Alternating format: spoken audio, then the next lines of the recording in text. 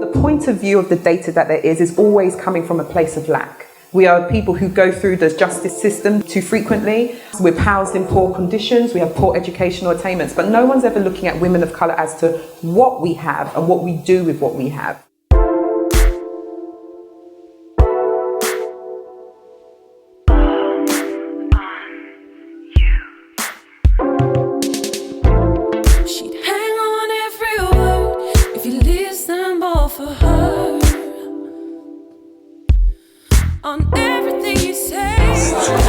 I think this survey will make an impact for me because it'll be good to know if I think the way everyone else thinks. If the things that are irrelevant to me are relevant to everyone else, or if I'm unique, it would just be nice to know. We, as black women in this country in particular, have a very strong presence and a very wealth of knowledge amongst ourselves. Yet I still feel that in terms of our own personal experiences, we are seen as invisible. We are sort of the constructive, invisible minority. And I think knowledge is power. I think the more we know about ourselves, about our lifestyles, about our spending power, about our influence, the more we can determine the narrative that's made about us, the decisions that are made for us, and the way we want to see our careers, our personal lives, and our power used. This is a much welcomed and a very timely survey that's really needed. It really kind of looks at how it can take the myths about women of colour and actually debunk them and demystify them.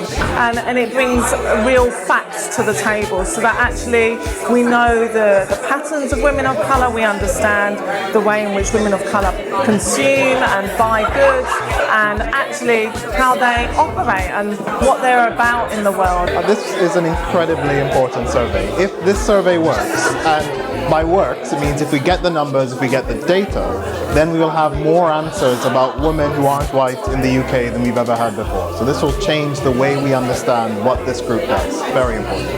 I think that the survey will help to focus the minds of the governments, people of influence, the Fortune 500 companies, broadcasters, charities, in finding out exactly what our potential is, and in that way they can plan for now and for the future how they're going to be doing things like town planning, maternity services, what we're going to buy, what we'll be selling, etc. So they can really focus on us as it's a strange word, but as a commodity, and that we can also get value from that as well, and we can exploit that information. As a black woman in the UK, I feel often overlooked by brands, by companies, just by individuals, corporations, and so it will be interesting to know what other black women feel about their experiences in the UK.